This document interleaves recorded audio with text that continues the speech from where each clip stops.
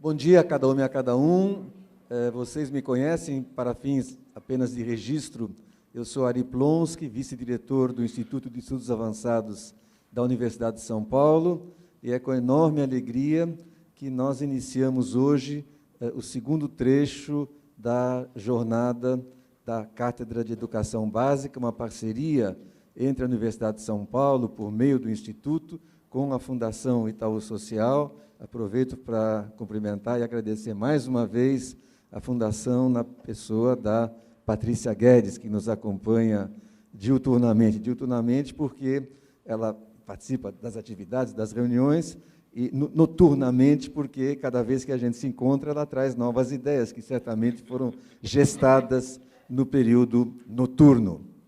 Eu cumprimento os três magos que lideram essa iniciativa, o professor Nilson, o professor Lino e o professor Menezes. Professor Menezes, obrigado por abrir a sua casa. Professor Menezes, além de tudo, é professor do Instituto de Física da Universidade de São Paulo, onde nós estamos. Então, na sua pessoa, eu peço que agradeça ao novo diretor do Instituto, que tomou posse faz 2 meses, ou alguma coisa parecida com isso, por abrir esse espaço no sábado, uma vez que outros espaços, inclusive no Instituto, enfim, estão ocupados. A gente trabalha bastante, inclusive no sábado.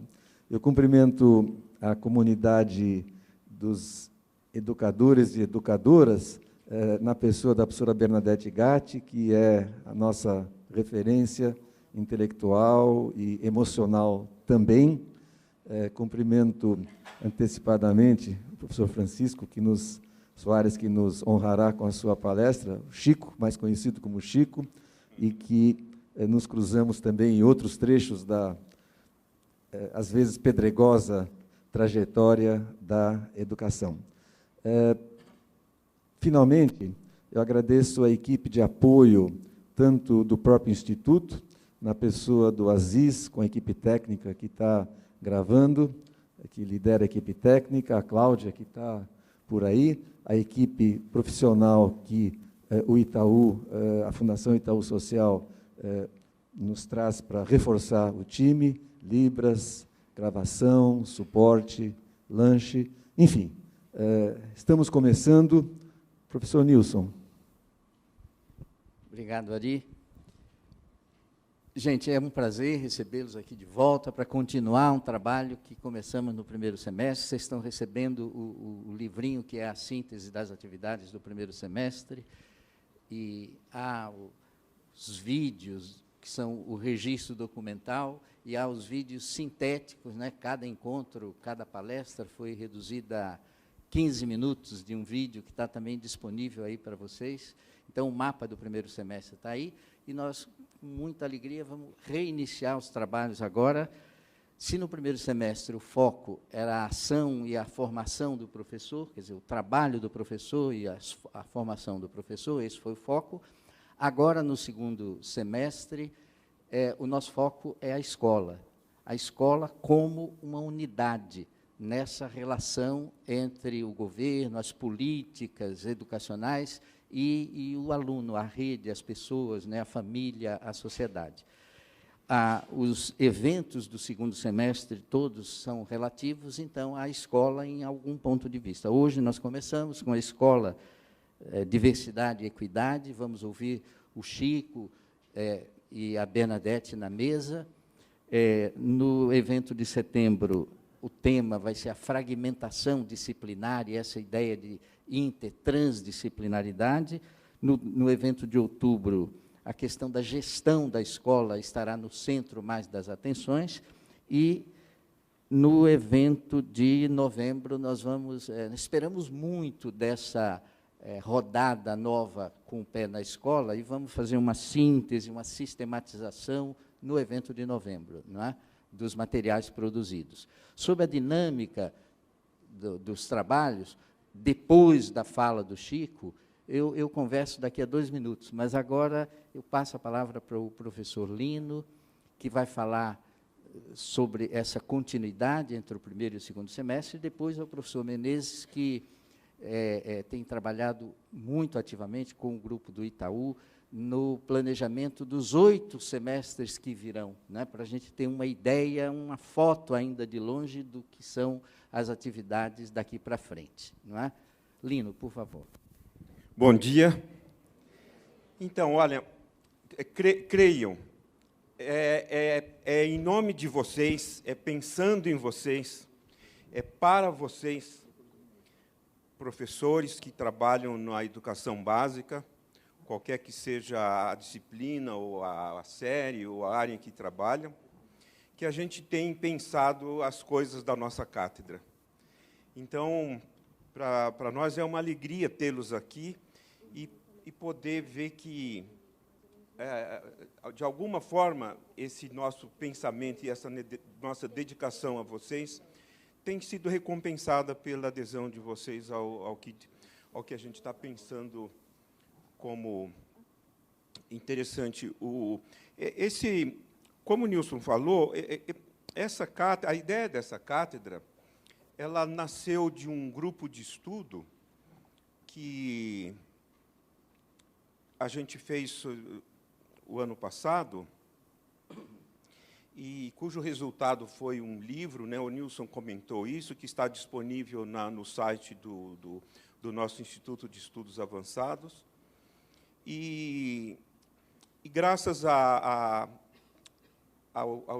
Itaú Social, a gente pôde, então, compor essa cátedra, e nós 3 somos os primeiros coordenadores. Nós temos uma comissão executiva, uma comissão, um comitê que ajuda a pensar as coisas da cátedra. E como o Nilson falou, não é,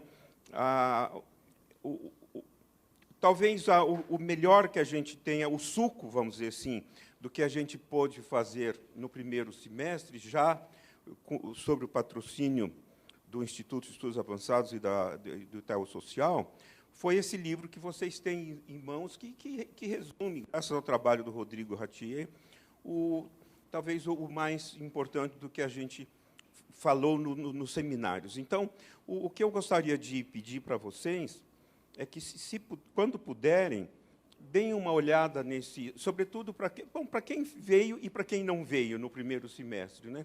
Se vocês puderem dar uma olhada, porque o nosso objetivo, como o Nilson falou, é dar continuidade no segundo semestre a coisas que foram trabalhadas, seja no ano passado, e vocês têm, então, o texto no site e os vídeos, para se inteirarem, se quiserem, e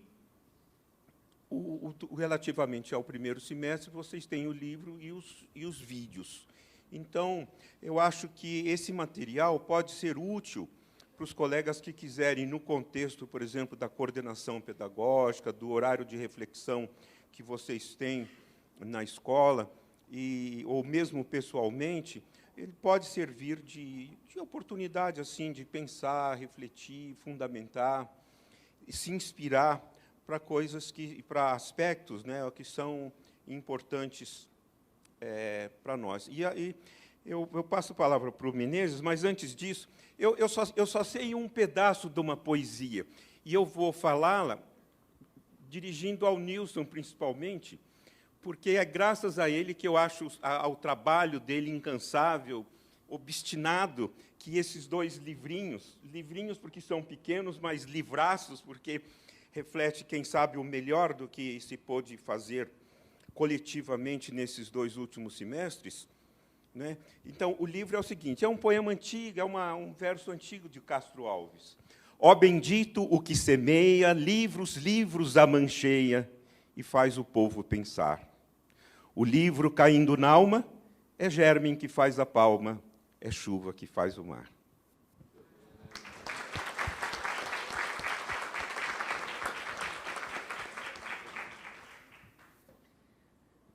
Bom, gente, a tarefa que ficou para mim não é nada fácil, porque é falar de mais 4 anos e meio, mais 4 anos de trabalho numa cátedra que pretende ter 5 anos. E eu acho que só tem um jeito da gente lidar com parceiros fraternos como você, quer dizer a verdade.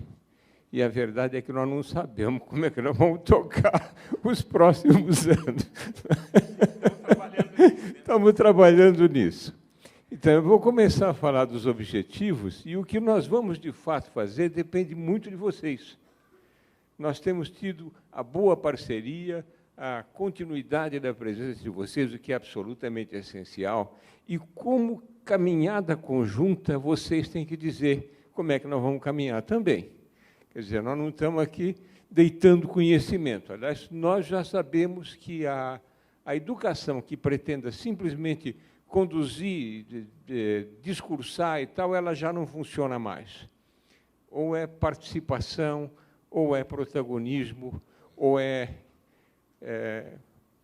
uma pedagogia ativa, ou ela já está no passado. Ora, se nós queremos isso com os nossos estudantes, nós queremos isso com vocês. Ou seja, pensar junto, articular junto. A passagem do semestre passado para esse já caminha nessa direção. Nós teremos, sim, uma belíssima conversa com dois dos educadores que eu mais respeito nesse país, né? Bernadette Gatti e Chico Soares. E a gente não pensa pequeno, pelo menos isso. Nós jogamos pesado, né? E temos no nosso conselho, chegou há pouco também o professor Cordão, outra importante referência na educação brasileira.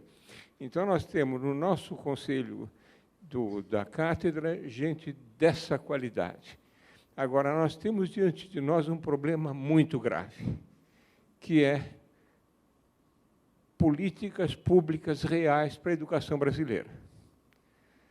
Passa por coisas que nos escapam e que são centrais. Por exemplo, remuneração de professores. Se você quer valorizar a educação, tem que valorizar o professor. E se você desvaloriza a carreira docente, você já jogou tudo fora. Então, nós vamos chegar a discutir essas coisas. Elas não são marginais, mas são das coisas que estão, nesse momento, mais fora do nosso alcance.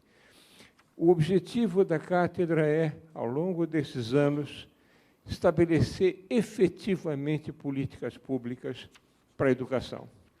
Isso significa a associação entre o que se faz na escola e a formação dos professores, formação inicial e continuada. E a gente tem algumas estratégias pensadas.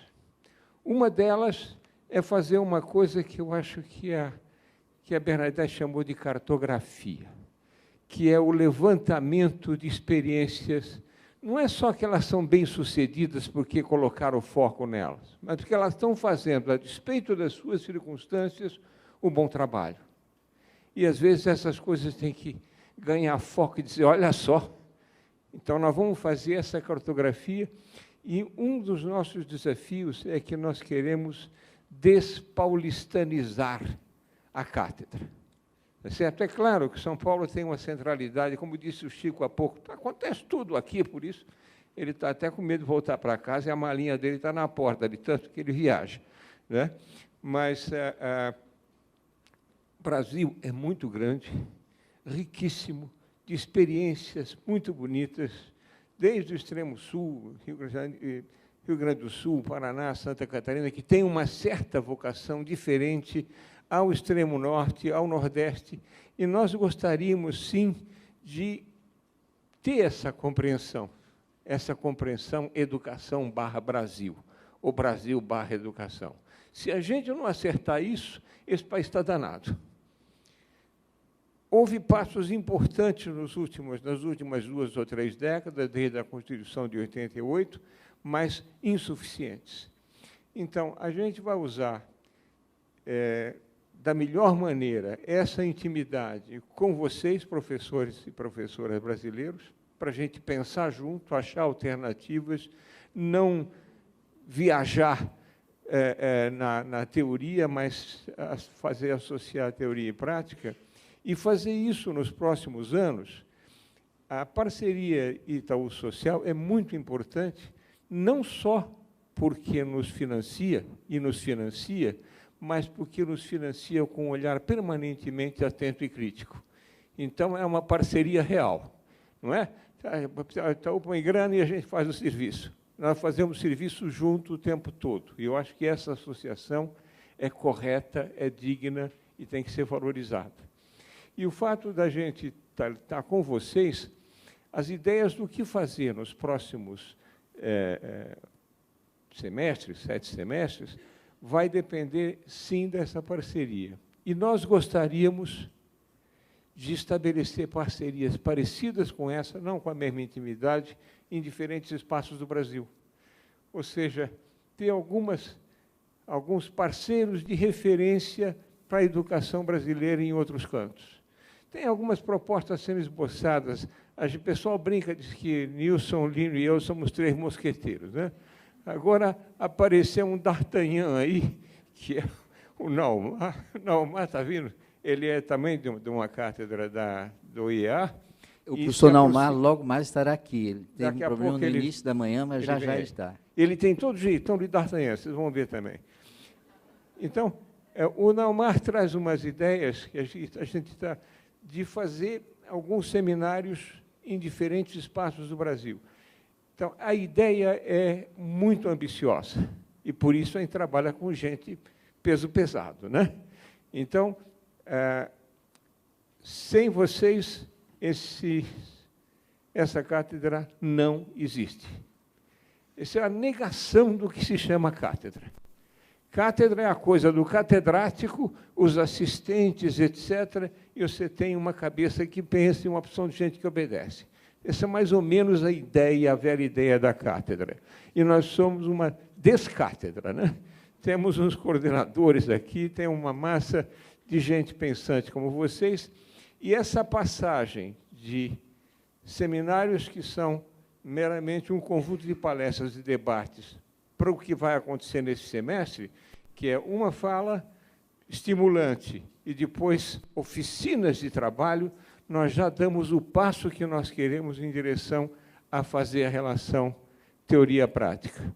A gente, com relação à escola básica, tem mais a teoria, e vocês estão com a mão na massa. Portanto, essa ligação nos é essencial. Eu já falei demais, eu acho que eu expliquei que nós não sabemos direito o que fazer e que vocês são parceiros do que a gente vai descobrir para fazer nos próximos anos. Muito obrigado.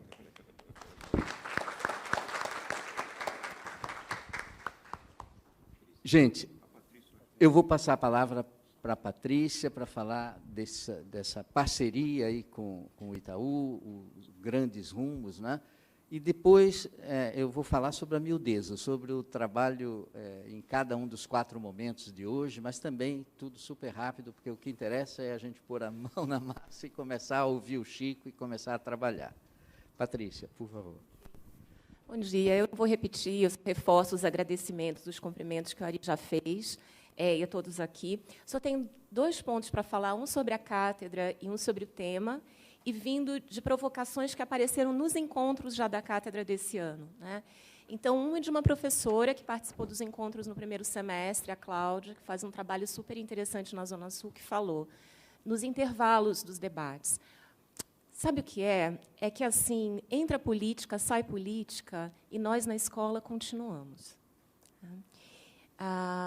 Então, essa é uma provocação que perpassa, né, o convite do Lino, do Nilson e do Menezes, de que esse conhecimento de vocês, que perpassa políticas, que permanece, possa alimentar e provocar não só os seminários, mas também, como o Menezes disse, todo o trabalho de pesquisa, de cartografia, de propostas de inovação para a formação inicial e continuada docente que nós estamos planejando, junto com o Conselho Consultivo Ampliado e com os comentários de vocês, para os próximos anos. Então, essa é uma fala. Uma outra que nos provocou muito foi da professora Bernadette, no último encontro, ou no penúltimo, no primeiro semestre, em que ela falou, aqui nós inovamos, no Brasil, nós inovamos muito pouco na formação inicial.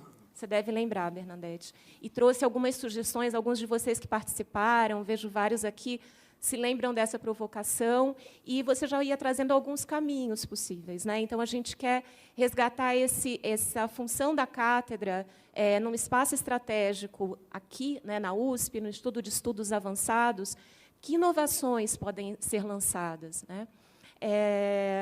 E uma terceira, vindo do professor Chico Soares, em várias conversas, encontros, que é o tema de hoje, né? E que faz, portanto, que, embora a equidade seja o tema de hoje, ela não seja só de hoje, mas ela seja um valor transversal para o nosso trabalho na cátedra, né? Ou seja, não seja aquele anexo, mas ela perpasse nossas discussões e trabalhos, que é, Chico, quando você fala qualidade sem equidade não é qualidade, né?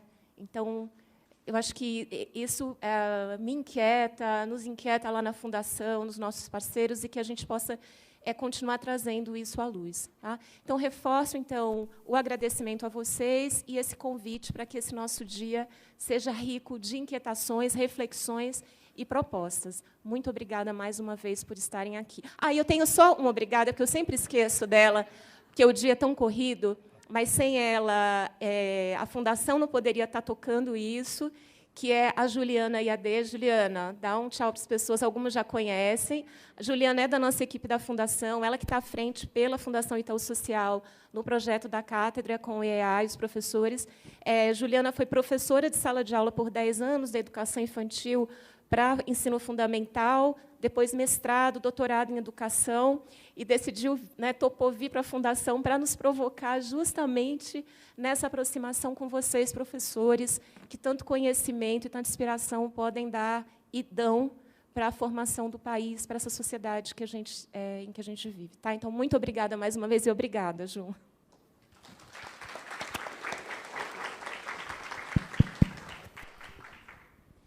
Bom, gente, vamos, então, ao trabalho. Não é? Na cola do que o Menezes falou, eu gostaria de reiterar, que na forma de organização do trabalho, sobre a qual falo agora, estará explícita assim, a intenção de parceria, de colaboração, de mutirão, de trabalho conjunto, de busca conjunta. Não é o caso de a gente já saber a resposta e estar querendo passar adiante essa resposta.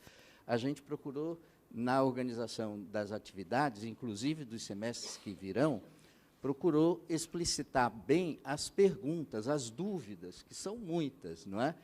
E as atividades vão se constituir assim, quer dizer, a validação dessas perguntas que a gente está trazendo, mas, sobretudo, o ensaio de respostas. A gente quer experimentar, ensaiar resposta para essas dúvidas, não só ficar lamentando ou chorando as mágoas pelo que ainda não sabe, não é? A partir dessa ideia é que os trabalhos se organizarão da seguinte maneira, isso está dito, está explícito nos documentos, mas só chamando a atenção. Nós teremos uma provocação inicial, uma fala inicial, fundamental, do Chico, mediado pela Bernadette, aqui à mesa, eles virão para cá, nós vamos sentar aí com vocês, não é? Cujo tema é Escola, Diversidade e Equidade. Após essa fala, que será essa atividade, essa parte, que será de 80 minutos, como foram as atividades do primeiro semestre, e 40 de uma exposição do Chico, direta, e 40 de debate, o mesmo tempo reservado à conversa entre nós. Após isso, a gente vai se dividir em grupos, não é? Dividir em grupos para poder facilitar essa interação e essa participação mais direta com vocês. E esses grupos, esses subgrupos, a partir de nós que estamos aqui, serão Escola, Família e Comunidade, Escola, Diversidade e Equidade, e Escola e Desenvolvimento de Interesses, de Centro de Interesse. A expectativa é que vocês trabalhem, tanto no segundo momento, quanto no terceiro momento. Nós estaremos aí, estaremos juntos, circulando pela sala, todos nós, eu, o Menezes, o Lino, o Cordão, a Bernadette, não é? A Helena, todo mundo estará circulando por aí.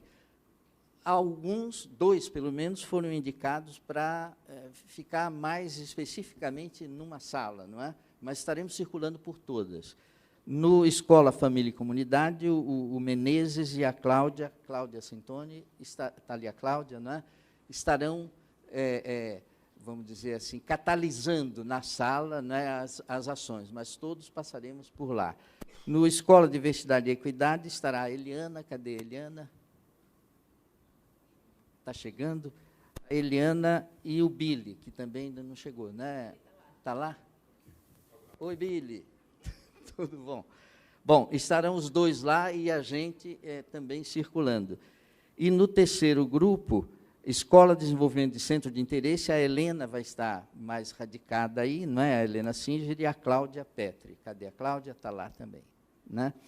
Bom, essa é a ideia, só que o que se espera desses dois momentos, né? Um momento a partir já agora das 11 horas, 11 horas, 11 e um pouquinho, porque está um pouquinho atrasado, é quando acaba a palestra geral, nós vamos nos deslocar para 3 salas idênticas, aqui, a 20 metros daqui, descendo, aqui a gente vai orientar para chegar lá. Lá nas salas, os 3 grupos de em torno de 50 pessoas que estarão trabalhando. Não é? O objetivo do segundo momento é identificar, caracterizar questões, perguntas, dúvidas relevantes sobre a temática da sala, escola, família e comunidade. Não é? Escola, diversidade e equidade, escola, desenvolvimento de interesse. Tudo enraizado na fala inicial, na provocação inicial do Chico. Não vamos reinventar a roda, começar do zero, vamos conversar a partir da fala, da provocação inicial do Chico. Não é? Aí nós teremos o almoço, que vai ser lá na FEA, como foi no final do primeiro semestre. Nós vamos lá para o almoço, não é? E retornamos à tarde para o terceiro momento. Quer dizer, no segundo se espera um projeto de uma atividade para ser levada para a escola, por cada um de vocês. Não é? Pode-se eleger uma pergunta, portanto, uma atividade, pode ser mais do que uma, mas não seria interessante mais do que 2, não é? 1 ou 2. Por quê? Porque a gente quer a colaboração intensa entre nós, entre vocês. Se cada um pegar a sua pergunta preferida e ficar trabalhando nela, seria um outro tipo de trabalho. Não é? Então, nós combinamos entre o grupo que seria o projeto de uma atividade, talvez 2. Não é? Atividades que são explicitação de perguntas e formulação de ensaios de resposta, experiências, experimentar uma resposta. Não é? Desenhar isso no segundo momento, vamos almoçar, voltamos, e no terceiro momento, esse terceiro momento é absolutamente crucial, às 2 horas, a gente realizar essas atividades, produzir essas atividades. Não é? É claro que é uma metaprodução, porque dizer como seria, nós não estamos aqui lidando com alunos e fazendo a atividade concretamente na sala de aula, mas problematizando o que seria levar essa atividade para a sala de aula. Não é? No final do terceiro momento, a gente terá um projeto de atividade, um projeto que cada um de vocês vai poder pegar e levar para o seu ambiente de trabalho, se achar pertinente. Não é? Então, a produção de uma atividade entendida como uma questão ou mais, não é? E um ensaio de resposta, mas uma coisa para fazer na sala de aula, relacionado com a fala inicial do Chico, tripartida, não é? É a expectativa desses 2 momentos. No quarto momento, a gente volta das salas, não é? Tem um intervalo aí de 20 minutos, a gente volta das salas, vem para cá, e cada um dos grupos das salas vai apresentar em 10 minutos, 15 minutos, 20 minutos, não é? Dependendo do número de atividades, vai apresentar o que projetou. Não é? Essa é a intenção.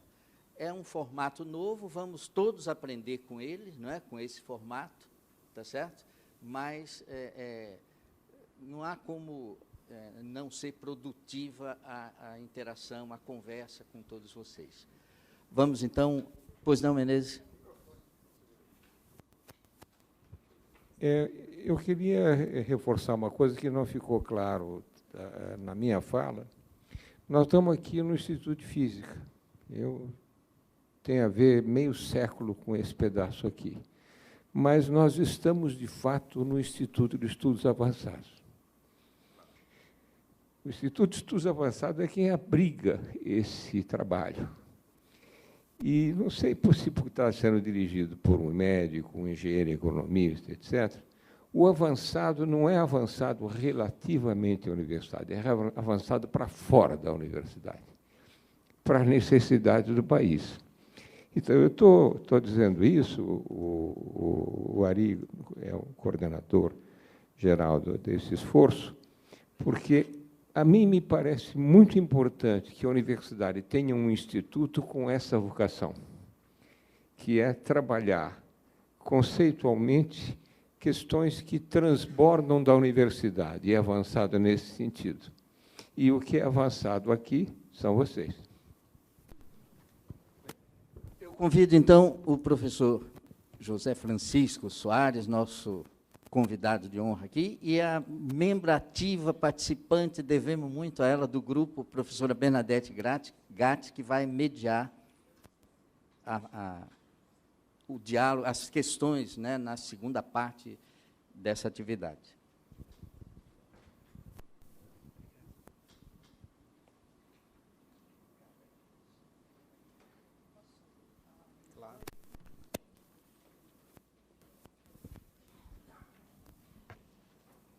Bom dia a todos.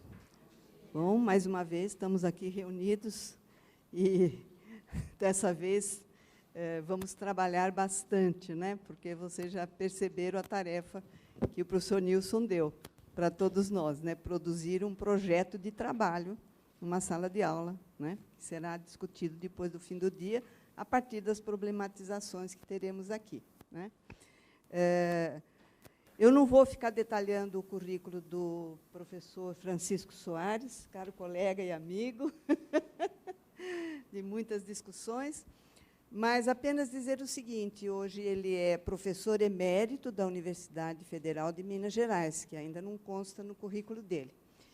E uma coisa muito particular é que o professor Chico Soares, com toda a formação que ele tem, matemático, probabilístico, estatística, ele pôs a educação na frente disso e usa toda essa sabedoria em prol da educação, né?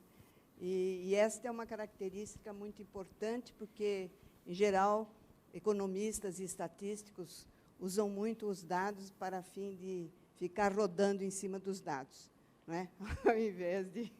Ao invés de trabalhar isso em prol da sociedade brasileira, em prol das redes educacionais, em prol dos professores e dos estudantes. Então, já passo a palavra ao professor Francisco Soares, com todo o meu respeito, e sei que ele trará, sim, muitas chamadas de atenção sobre o que está acontecendo na educação brasileira.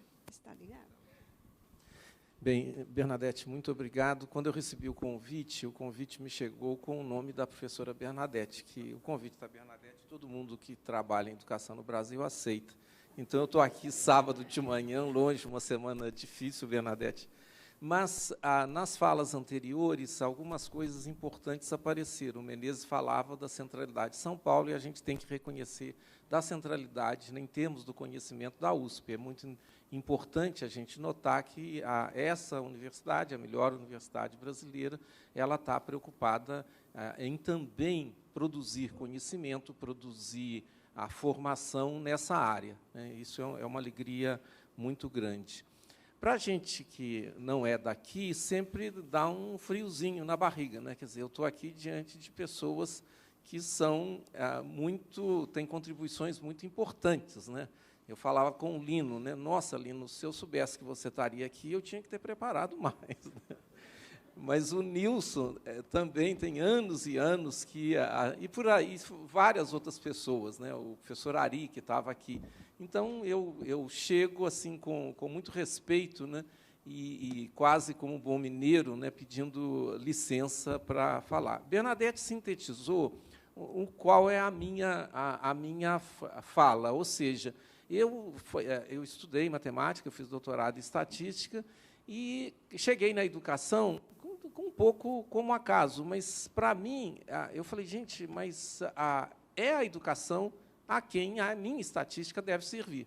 Então, eu vou pegar muito esse ponto. Mas eu queria sintetizar primeiro, quer dizer, o que eu gostaria que vocês levassem para hoje.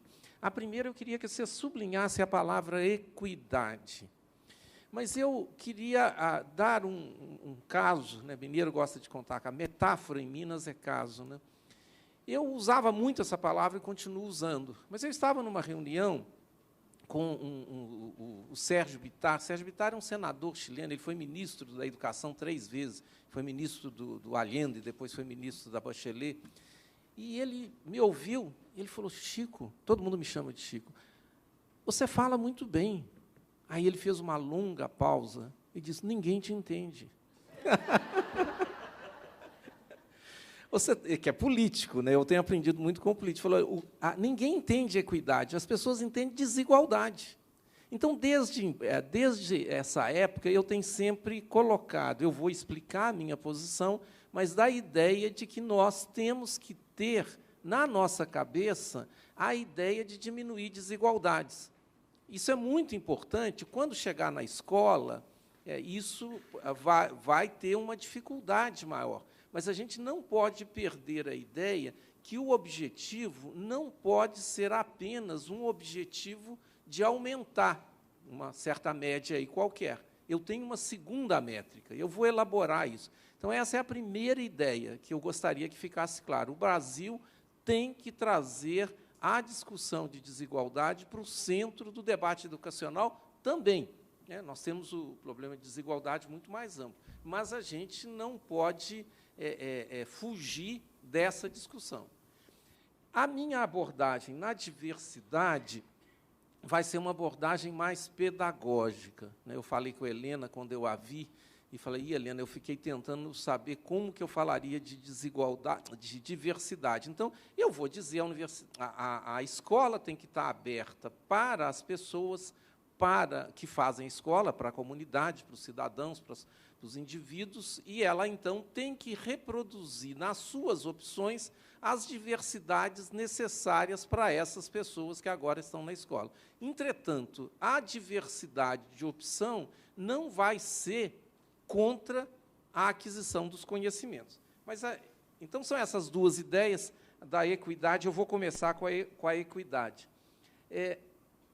Eu queria começar com essa definição, porque nós somos da educação.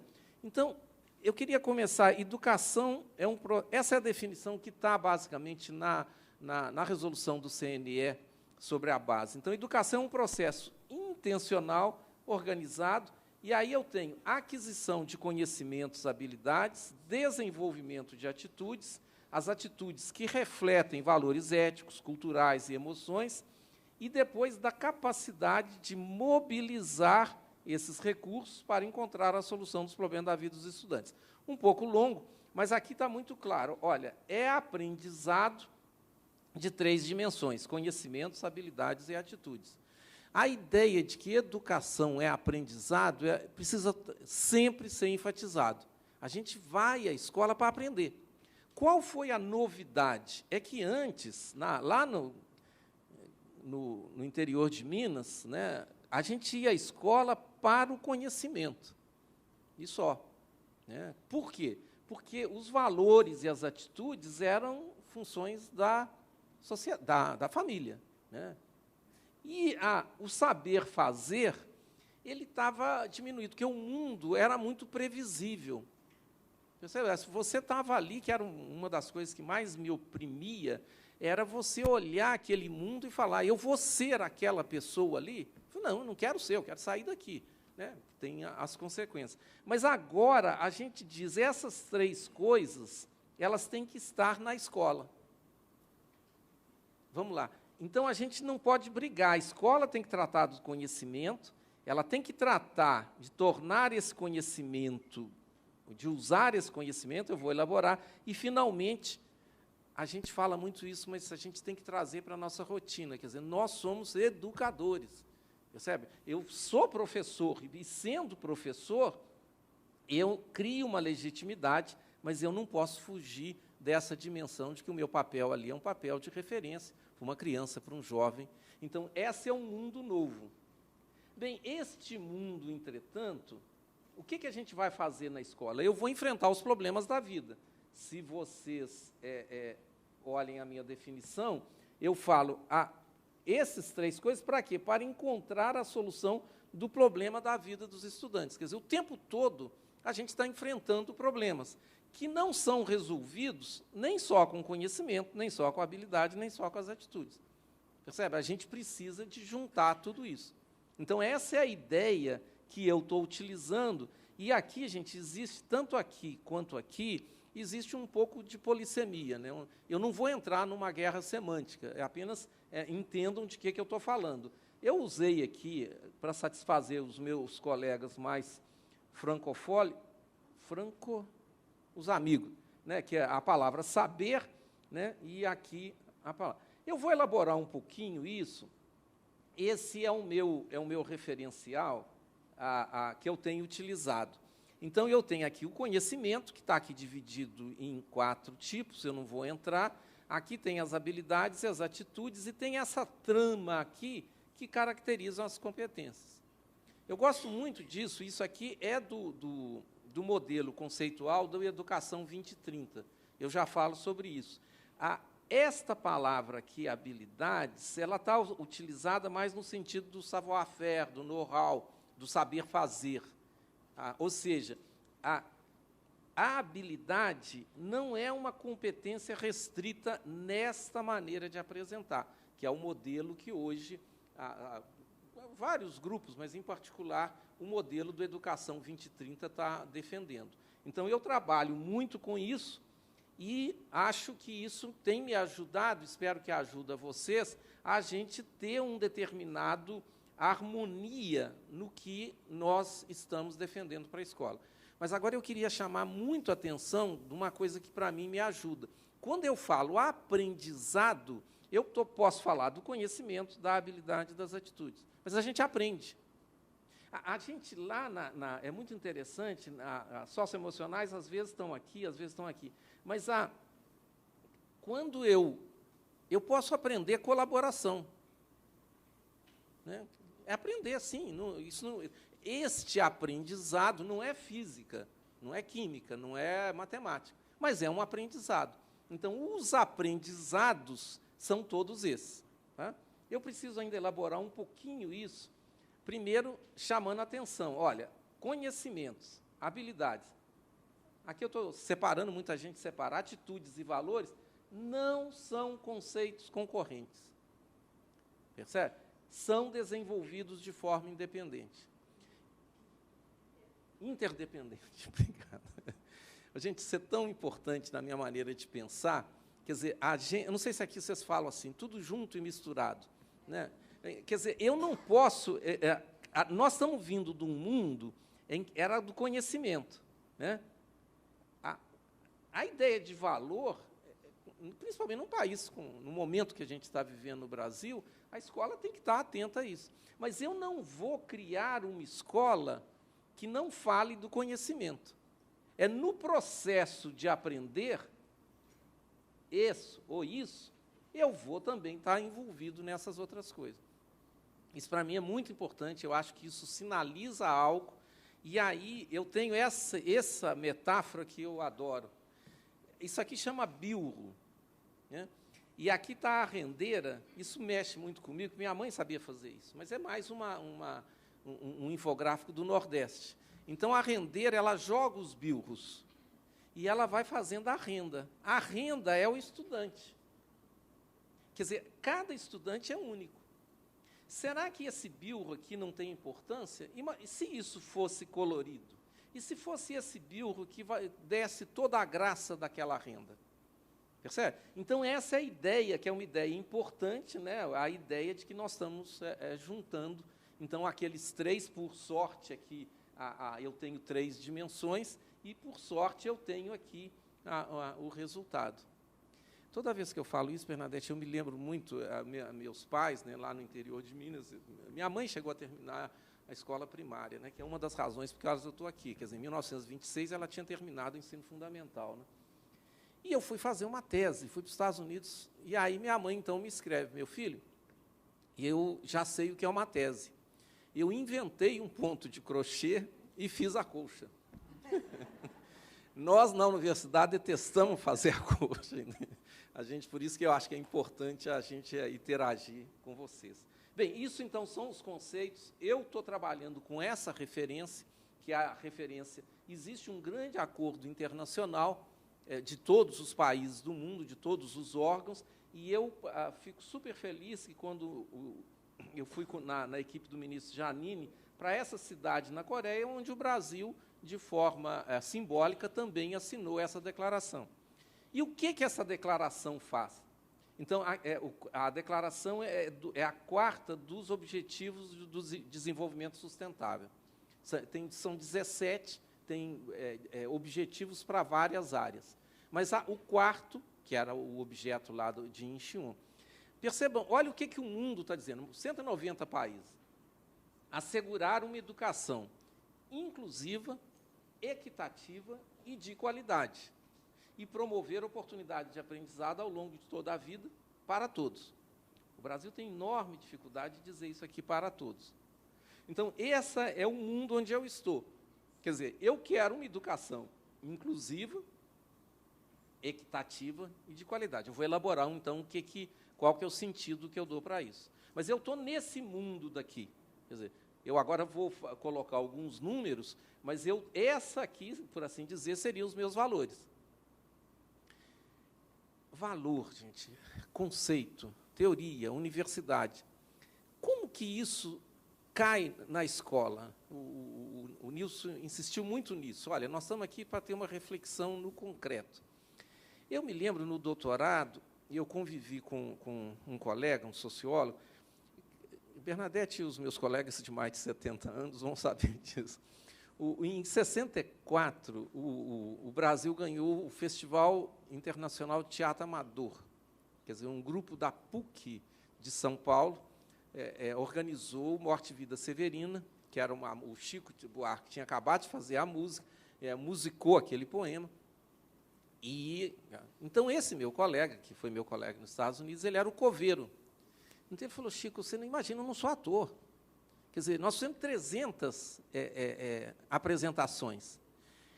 Como que eu ia assimilar que, mais uma vez, eu tinha que ser o coveiro?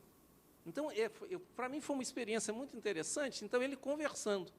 Quer dizer, como que, hoje, na escola, eu vou ter ideia de que eu estou numa proposta equitativa? Como é que a equidade, hoje, ela vai ter concretude para mim?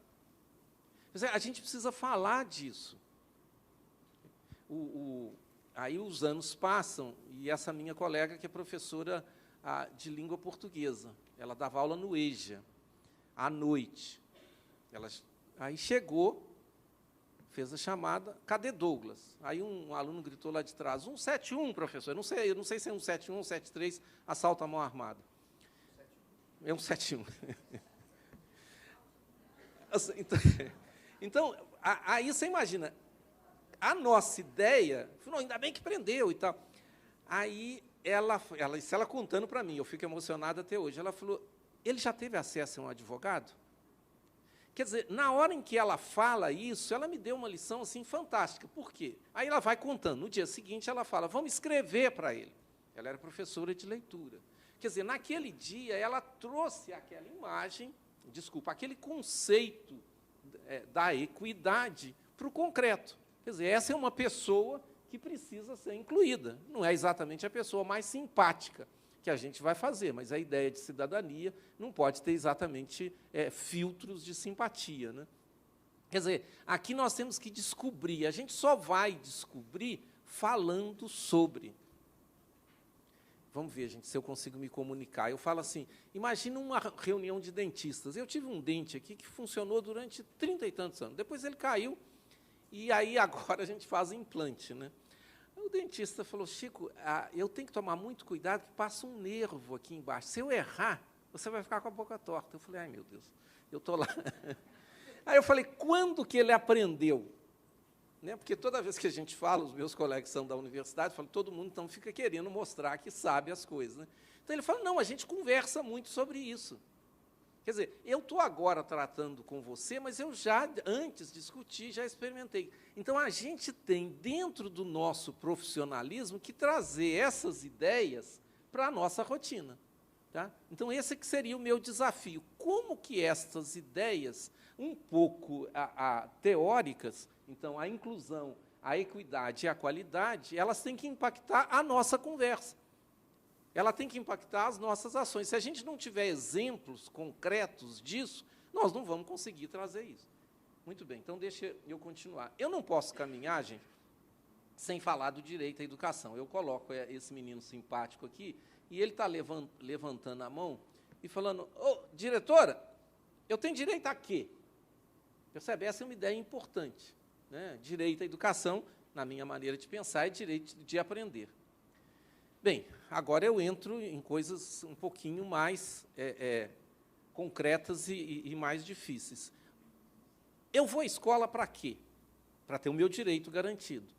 Quais que são as etapas de garantia do direito? É ter acesso, através de uma matrícula, é ficar na escola, por uma trajetória regular, e é aprender.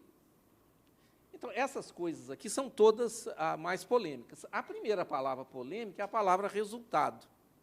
Então, gente, quando vocês ouvirem a oposição falando que resultado não é bobagem, lembra do menino.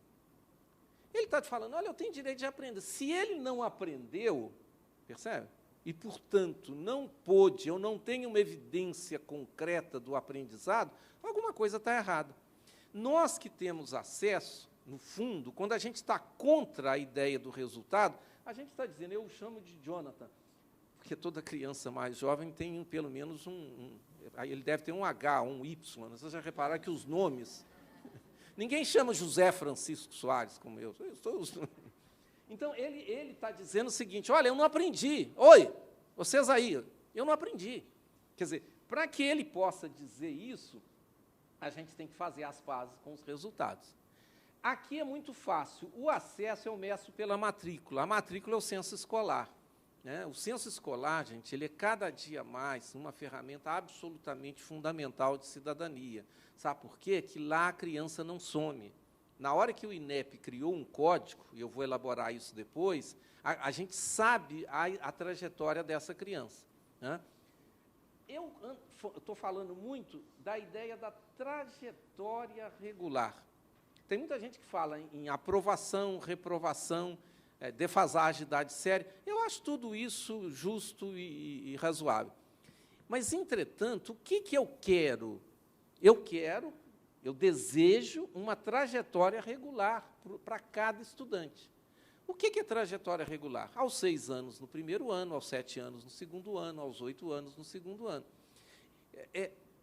Isso é que a gente devia desejar para toda criança. Por quê? Porque se você ficou na escola, alguma coisa você terá aprendido. E a trajetória regular ela tem uma grande vantagem de não ser polêmica. Percebe?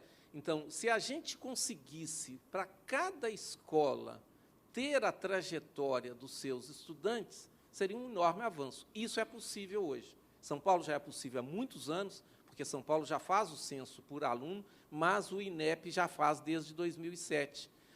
Nós estamos com as 2 primeiras coortes com o ensino fundamental. Esses dados estão começando a ser divulgados, e os resultados são impressionantes. Impressionantes. Né?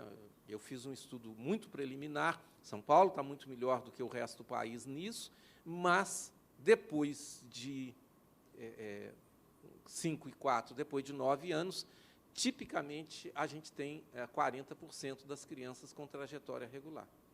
Né? Quer dizer, aqui a gente começa a saber quem que está ficando para trás. Perceba, eu falei de equidade, eu vou colocar a equidade dentro de uma medida de desigualdade. Então, é muito importante que, quando a gente falar de resultado, eu diga, eu quero saber quantos alunos têm trajetória regular. Mas eu quero saber também quantos meninos têm trajetória regular, quantos aqueles que têm nível socioeconômico mais alto têm trajetória regular, porque são mudanças brutais. E, finalmente, eu quero que a criança aprenda. Perceba, eu estaria muito feliz se a gente tivesse outras maneiras de verificar o aprendizado, mas eu não estou infeliz de ter algum resultado de teste. Lembra do meu menino. Basicamente, quando você diz, qualidade não é nota. Você está falando lá para o Jonathan, Jonathan, eu não vou deixar você falar que não aprendeu. É duro isso, né? Quer dizer, quando ele não aprendeu e a gente olha, fica alguma coisa caracterizada. Então, isso é polêmico, tem que ser discutido, mas eu só diria para vocês, então, quando eu vejo isso, eu vejo criança. E aí fica essa metáfora aqui. Por que resultados? O Gonzaguinha morreu em Minas, né? Você me disse que esse goleiro é titular da seleção. Só vou saber depois que eu chutar. Não é legal isso? Você me disse que você está garantindo os direitos dessa criança. Ela sabe ler? Tinha um personagem na televisão que falava, não me venha com chorumelas, não é isso? Era um vereador do Rio. Fala, Júlio César atravessou o Rubicão. Tenha uma bota molhada, uma fotografia, alguma coisa. Eu gostava disso, eu não vejo muita televisão, mas eu me lembro, era um ator, foi vereador, né? Então, basicamente, é isso. Olha, se a criança não aprendeu, não me venha dizer que o direito está garantido. Então, eu trabalho juntando essas duas coisas. Tá? Muito bem. Agora, eu vou entrar na equidade. Nós precisamos ter uma... Bernadette, você controla o tempo? Tá, mas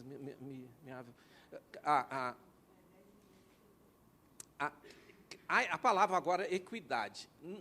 Qual é o meu problema aqui com equidade? A palavra equidade, ela tem muito a ver com o processo. Então, essa figurinha, que ela é mudada aí na internet, está aqui a igualdade, está aqui a equidade. Legal, né? Tratar os diferentes de formas desiguais. O que não está dito aqui? É que eu posso ter uma política equitativa e eu posso ter desigualdade. Então, vamos lá. Políticas equitativas são compatíveis com desigualdades nos resultados. Gente, isso é tão sério, porque, lembra, nós temos dificuldade de nos pensar como privilegiados, mas nós estamos nos 20%, nos 15%, nos 20% das pessoas privilegiadas no Brasil, com todas as diferenças que existem. Então, aí a gente fala, eu tenho uma política equitativa.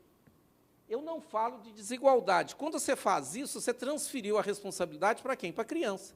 Já fiz minha parte, eu te dei o banquinho. Percebe?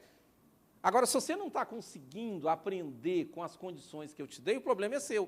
Quer dizer, isso, para mim, não é passível, não é compatível com o conceito de direito. Os economistas falam muito igualdade de oportunidades. Eu falo antes o direito. Vamos ver se eu consigo me comunicar aqui. Eu não tenho nenhum problema com a igualdade de oportunidade, muito pelo contrário. Mas a criança de 6 anos, é ela ou a gente? Percebe? Ela entrou na escola, ela tem 6 anos.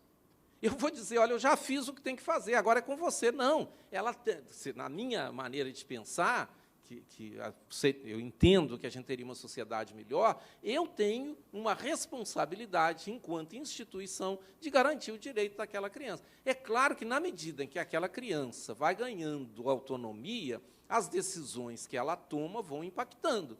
Entende? Então, não tem nenhuma dificuldade de pensar etapas posteriores.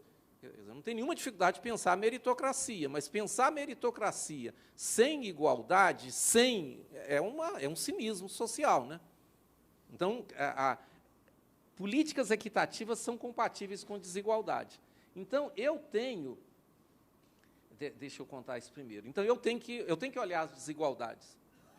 Vamos ver se eu consigo ser mais claro. É claro que eu quero políticas equitativas, mas o que eu estou dizendo? Não basta a política equitativa, você tem que olhar o resultado, senão você se engana. Já fiz a minha parte, agora é problema de vocês, né? E a gente adora fazer isso. Tá? Esse quadro que eu vou apresentar, eu sempre peço assim, para você, prepare o seu coração, porque as pessoas não gostam de olhar para isso, a gente não gosta de olhar para o Brasil real. Matemática, 5º ano. Prova Brasil. Eu peguei a partir de 2007, tem 2005, os dados de 2005 são um pouco piores, esses dados são bastante bons. Eu dividi os alunos em nível socioeconômico. Uma das coisas que eu gosto de ter feito, Bernadette, quando você falou, quando eu cheguei na educação, essa foi uma coisa que eu fiz, foi desenvolver um nível socioeconômico. A gente tem um nível socioeconômico para todas as escolas do Brasil. Não tem nada de original nisso. Eu usei a literatura, mas eu consegui fazer com os dados que o Brasil tinha, e isso entrou no debate. Dividi os estudantes em 5 grupos. Esse é o mais baixo, esse é o mais alto. Só a escola pública, percebe? Isso aqui não é a classe média que está na escola privada. Agora, olha o que aconteceu. 180, 184, 187, 194, 190. Cresceu. Mas olha o que aconteceu no grupo lá de cima. 204, 220, 224, 239. O que estava? Nós, em 2007, tínhamos uma diferença de 24. Hoje, nós temos uma diferença de 42. A gente sabe o que é 42? É 2 anos. 2 anos. Quer dizer, nominalmente, esse aluno está no 5º ano. Tá? Esse está no 5º ano e esse está no 3º ano. Isso está lá nos dados. Isso aqui é uma bomba, né? Só que nós estamos tão anestesiados com as desigualdades que a gente não considera isso. Eu fiquei no campus da UFMG a minha vida quase toda. Eu cheguei lá, o campus estava sendo construído. Então, a gente, no princípio, a gente descia do campus, tomava um ônibus para ir para a cidade. Então, um dia eu entrei no ônibus e tinha um rapaz tentando, porque a gente tinha que pagar, era uma coisa um pouco complicada. Eu ajudei, sentei do lado dele, ele era um alemão que estava naquela coisa fantástica do gap year. Ele estava andando pela América Latina, né? Aí eu comecei a conversar, ele achou que eu era uma pessoa razoável, ele falou, o que você vai fazer para melhorar o seu país? Amanhã. Eu falei, o quê?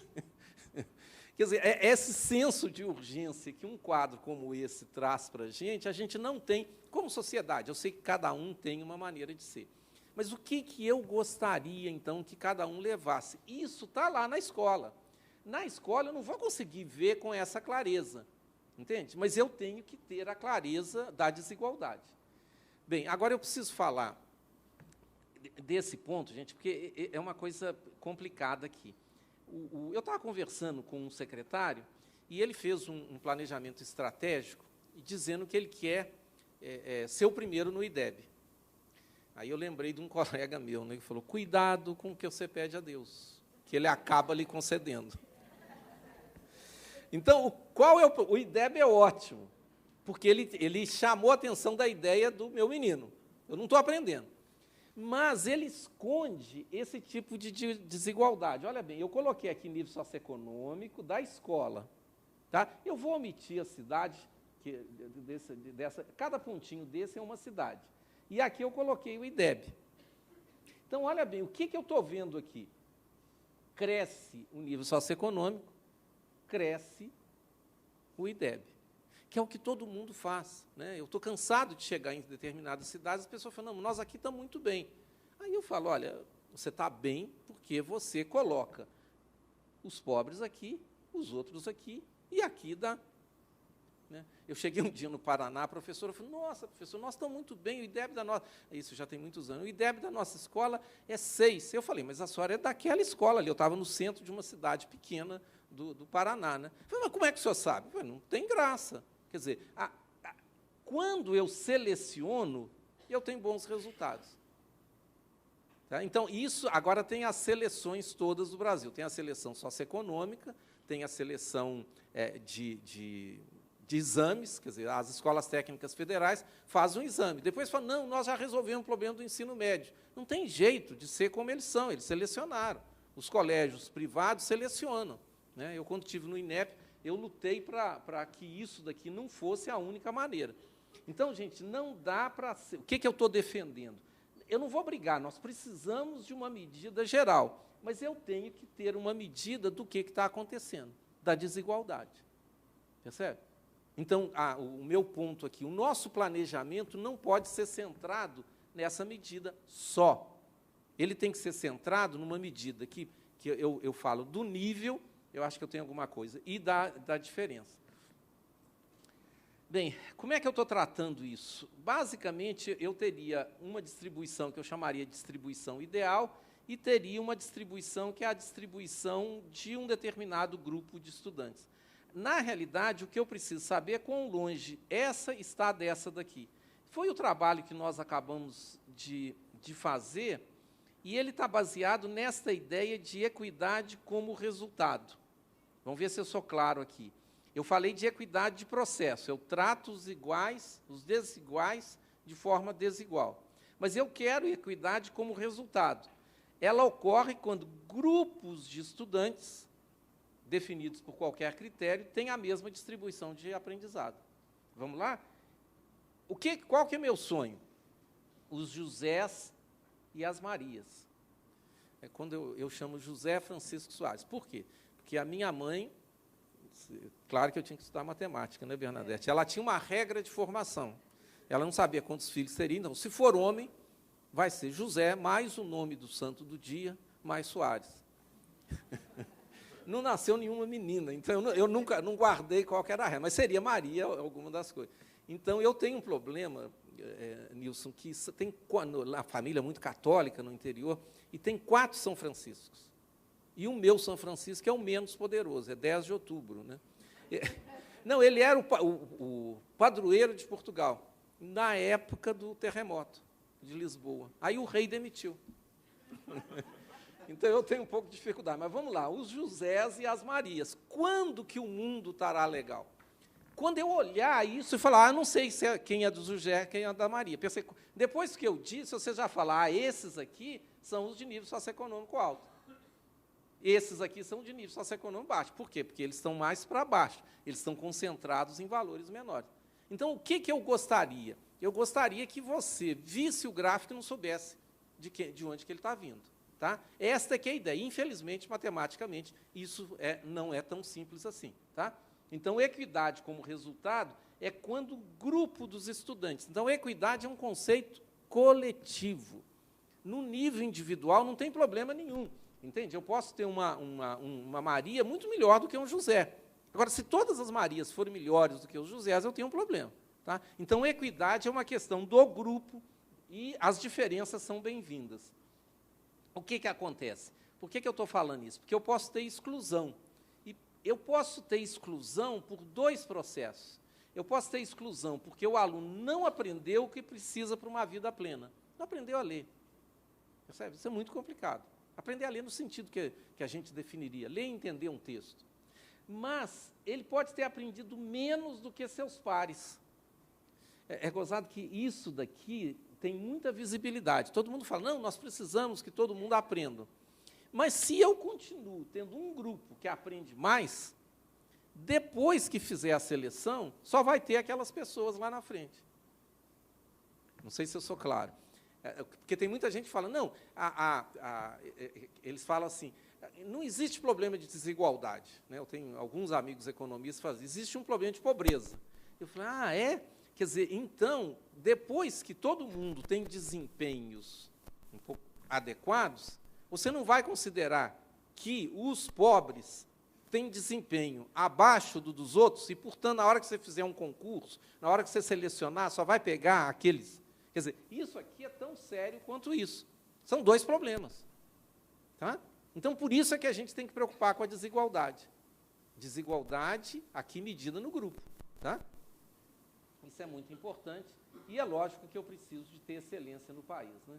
Eu vou apenas colocar um trabalho que eu acabei de fazer, não vou fugir disso, eu já vinha feito isso, agora com a parceria com uma colega de Ouro Preto e com a Fundação Tid Setúbal, que deu os recursos, a gente pôde fazer, e está no site depois, esse tipo de gráfico. Aqui um pontinho para cada município. Aqui eu tenho as desigualdades e aqui eu tenho a excelência. Então, eu vou olhar um município pela desigualdade e pela excelência. Então, é claro que, como aqui, eu estou considerando desigualdade de nível socioeconômico, né? Quer dizer, eu estou comparando o nível socioeconômico mais alto com o nível socioeconômico mais baixo. Por que está todo mundo para cá? Porque, na maioria dos municípios, quem está no nível socioeconômico mais pobre está pior do que o outro. Mas tem uns casos assim. Esses casos aqui diferentes, eles são cidades muito pequenas e que não têm muito interesse. Onde que eu queria estar? Percebe? Eu queria estar alto para cá. Onde não tem gente, né? Vamos de novo, gente. O que eu vou pedir a Deus? Pouca desigualdade e alto desempenho. Eu queria estar aqui, né? O que isso aqui tem de interessante? Eu não estou fugindo da métrica. eu estou aproximando a métrica de uma proposta de país mais justo. Entende? Então, não me interessa essa igualdade aqui. Entende? Não me interessa esse pessoal. Eu costumo brincar falando, não me interessa a igualdade onde todos estão na fila do INSS, ou na fila da sopa. Entende? Eu queria lá em cima. Então, esse é um trabalho que está feito. Bem, aqui é só para... Isso aqui é uma discussão, não posso botar o nome das cidades, isso aqui são as capitais do país. Aqui está a desigualdade e aqui está a excelência aqui de língua portuguesa. Então, essa cidade eu posso falar, isso aqui é Teresina, tá? Não vou falar essa daqui. Então, nós precisamos dizer, olha, esta cidade, eu tenho pouca desigualdade e tenho desempenho mediano.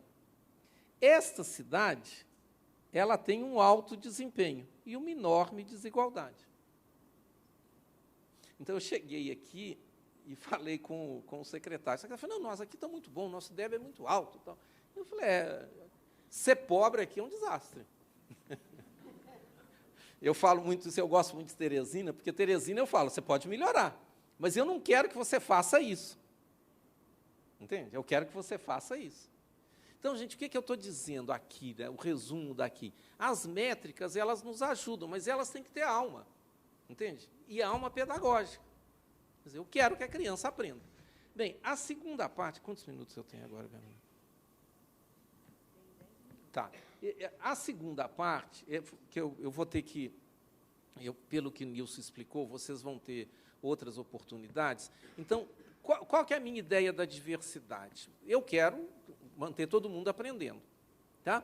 Mas agora, se a primeira parte for bem sucedida, eu vou ter um grupo muito diverso dentro da escola.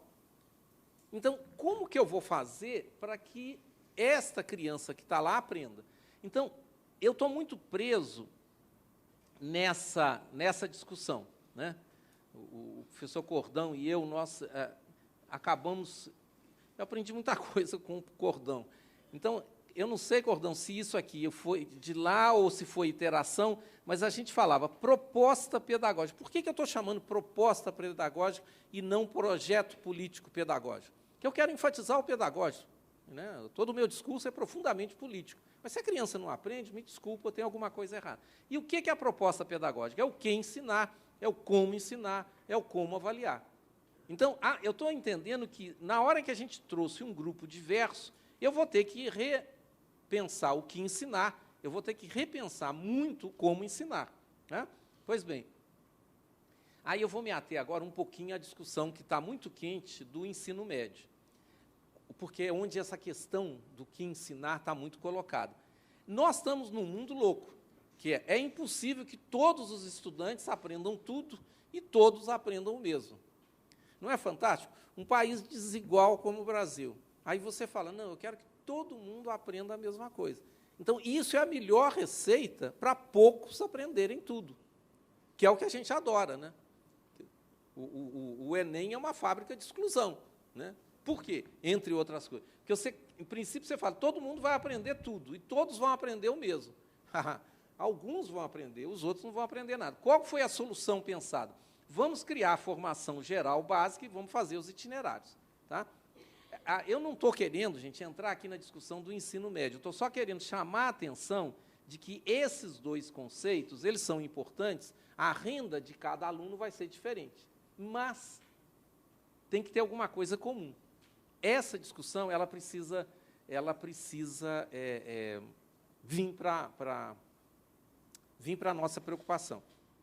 Eu fui na lei que está colocada, e isso aqui é muito interessante, porque os estudos e práticas destacados anteriormente devem, isso aqui é imperativo, devem ser tratados de forma contextualizada e interdisciplinar, podendo, aqui não é imperativo, ser desenvolvidos por projetos, oficinas, laboratórios, papapá. Então, o que a norma está dizendo para a gente? É uma coisa interessante isso. Quer dizer, olha, eu tenho que tratar estes temas de forma contextualizada. Tá, eu vou ser rápido aqui.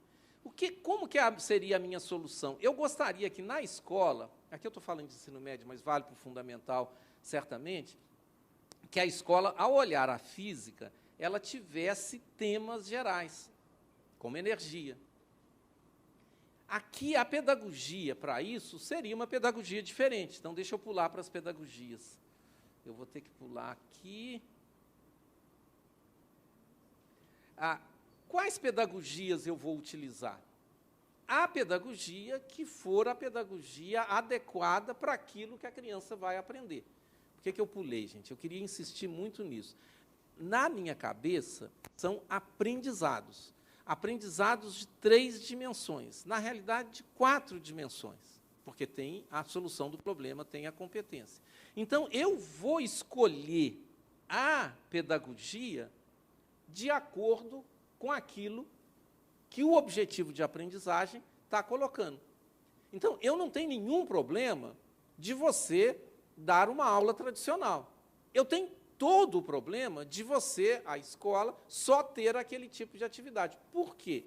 Porque existem coisas que eu não tenho como aprender com aquela pedagogia.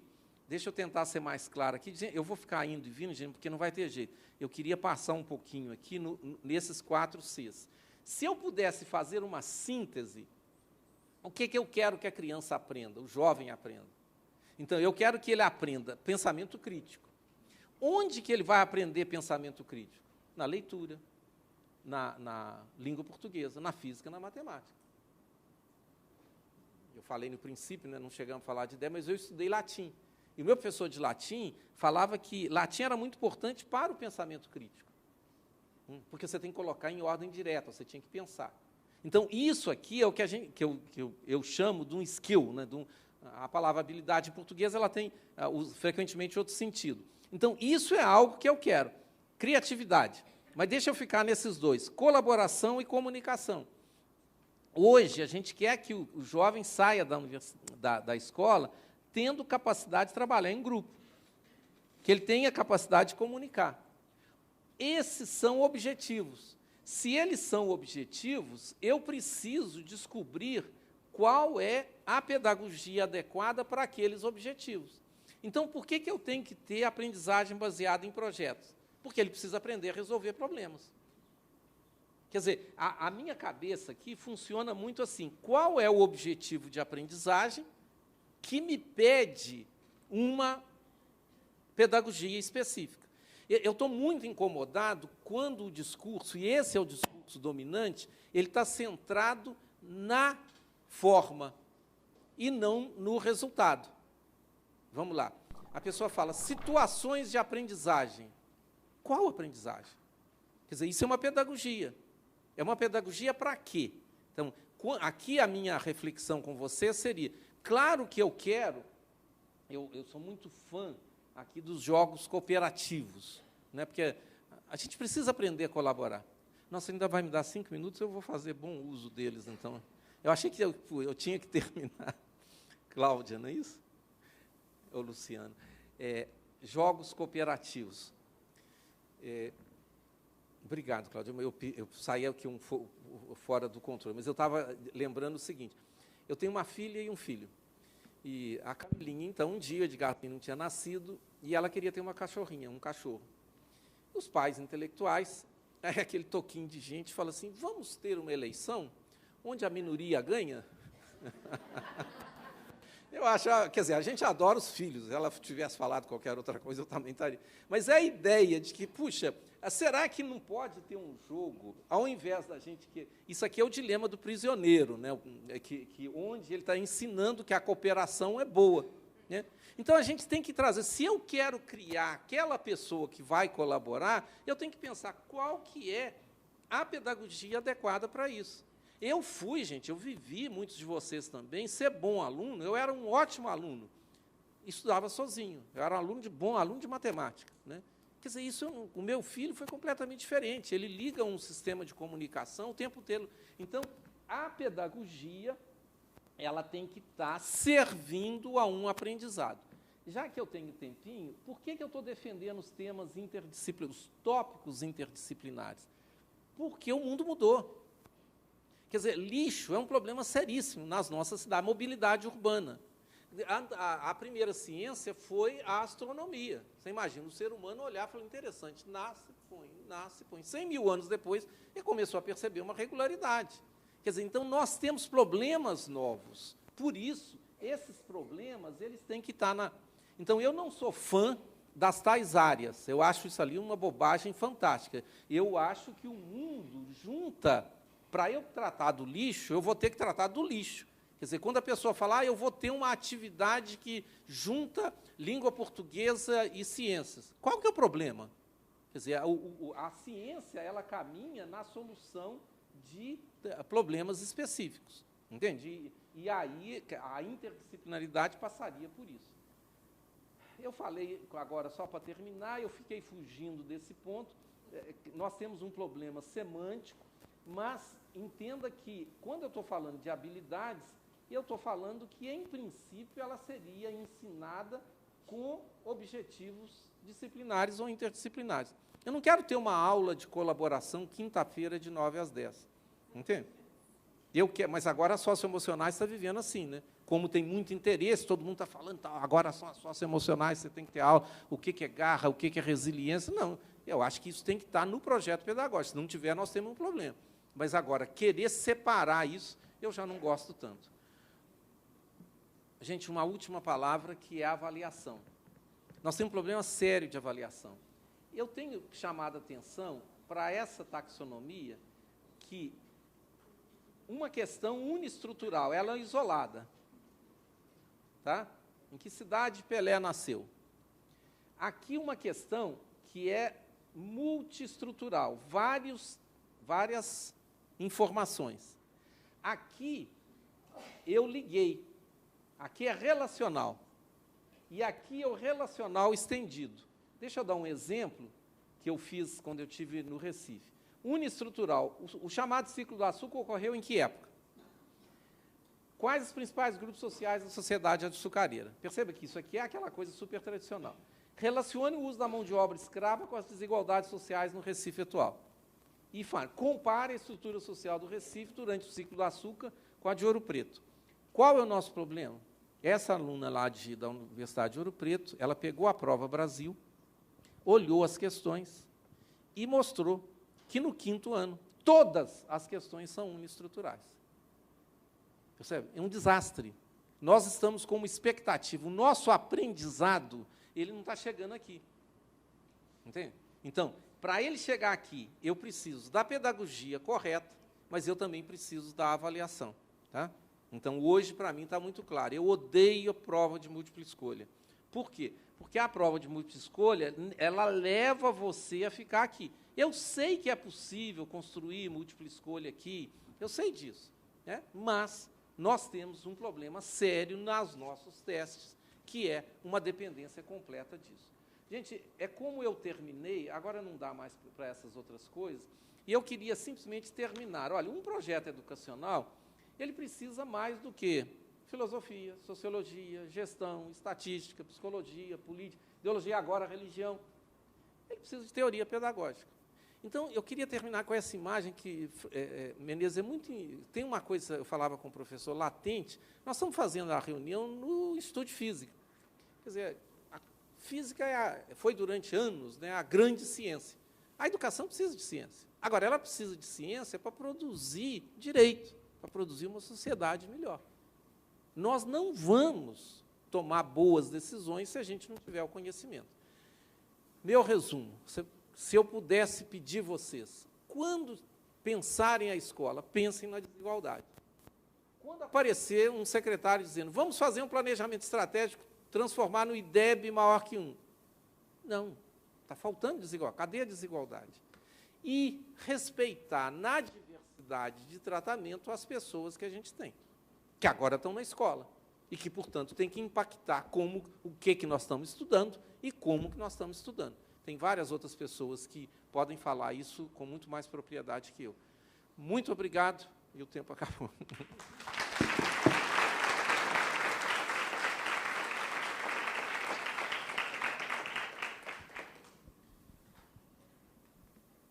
Obrigada, Chico, muito obrigada.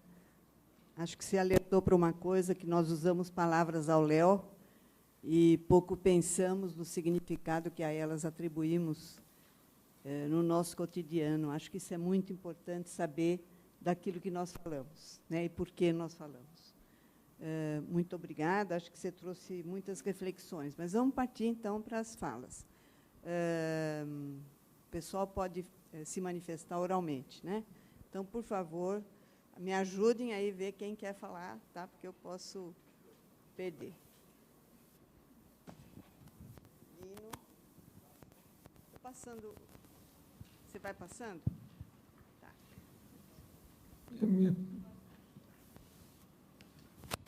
Posso falar? Não. Pode, Menezes.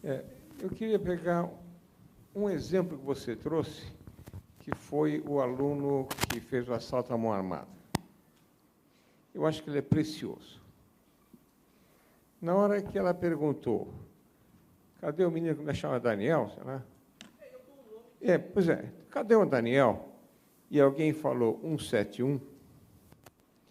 Alguém contou que, naquele ambiente, conhecer o número do Código Penal, que expressa a coisa, conta uma cultura. Ela expressa uma naturalidade com que você carimba alguém como 171. Você não está aqui porque está preso, porque fez um assalto à mão armada. Ela usou uma expressão sintética para isso, 171. Essa percepção conta muito que é a comunidade em que a escola está imersa. Portanto, qual é a cultura dada. E a atitude da professora, quando diz, ele tem advogado? Essa atitude é preciosa, porque ela diz, nós somos uma comunidade, ele está excluído da sociedade, mas ele é nossa parte. E, portanto, a ideia de corresponsabilidade, de comunidade, esse exemplo eu acho precioso. Você identifica uma cultura, a escola está literalmente de frente para o crime, e você tem uma professora que é capaz de pegar alguém que diz ele está excluído da sociedade porque está preso, mas ele é parte da nossa comunidade. O que nós podemos fazer por ele? Então, eu acho que eu peguei esse exemplo. Na sua fala tem vários exemplos que têm esse sentido simbólico, mas eu estou chamando a atenção desse porque me emocionou. É só para ser solidário com a professora, que não é fácil você estar ensinando no EJA onde você está com esse tipo de situação. Quer dizer, para mim foi muito interessante, porque o caso é mais longo. Como ela era professora de língua portuguesa, ela desenvolve isso como, vamos escrever para ele? Quer dizer, ela continua ensinando, ela corrige as cartas, ela vai fazendo. Entende? Mas é um caso, eu só diria que os professores, as professoras, estão vivendo situações que nem sempre são tão bonitinhas assim, né? Chico, parabéns pela palestra, foi muito boa. Obrigado. Eu vou colocar no meu currículo, pedir declaração. No dia tal, fui elogiado pelo professor Lino Timaré. Mas, viu, Chico... Não, você tem o maior prestígio no país. Não, peraí, já que eu sou mineiro, deixa eu só falar isso. O meu colega, então, eu fui de uma banca na universidade, voltei do doutorado, muito novo, me colocaram em bancas. E todo mundo queria ser promovido. Então, esse meu colega disse o seguinte, eu fui responsável pelo coral da escola. Até aí, tudo bem. Os pais gostaram muito, até aí tudo bem, mas ele anexou as certidões. Eu vou fazer o mesmo. Mas, viu, Chico, eu tenho tido, como um velho professor de psicologia do desenvolvimento, eu tenho tido uma militância que eu queria ver o que você acha dela, se você concorda ou o que você me ajuda a pensar melhor. Eu gosto da expressão direito de aprendizagem. Eu acho que é isso mesmo, é disso que se trata. Só que, quando a gente pensa em direito na perspectiva dos adultos, direito implica em responsabilidade e em dever. Agora, se você pensa em crianças, sobretudo crianças que não têm oportunidades de aprendizagem, como outras têm, direito significa necessidade de desenvolvimento e aprendizagem. Ou seja, as crianças, todas as crianças, quaisquer crianças, têm direitos porque elas têm necessidades de desenvolvimento e aprendizagem. Porque, se lhes for roubado ou tirado esse direito, a necessidade que elas têm para se desenvolverem fica prejudicada. E eu estou falando isso porque, como para nós adultos, o direito está muito associado a dever, eu temo que algumas pessoas, não você, obviamente, poderão pensar que as crianças têm obrigação de aprender nesse sentido até moralista do termo, quando elas têm necessidade, mas muitas vezes não têm condições, dada a dificuldade nossa de trabalharmos de forma diversa as mesmas condições. Não, Lino, acho que você está dando uma contribuição extremamente importante que dialoga com aquilo que eu estava falando. Olha, é nossa responsabilidade garantir que atender às necessidades da criança. Quer dizer, não dá para eu dizer que eu fiz a minha parte, a criança vai fazer a dele. Está aqui, está do lado de cá. Né? Eu acho que você deu uma expressão muito melhor, que o centro tem que estar na necessidade. Né? Então, está perfeito. É exatamente o que eu estou pensando. O que me incomoda, gente, é a ideia, que é uma ideia muito associada em determinados grupos, igualdade de oportunidades. Eu falo antes o direito, agora você está falando antes o atendimento da necessidade, que eu acho que comunica melhor. Muito obrigado. Alguém mais? Vamos falar, gente. Por favor.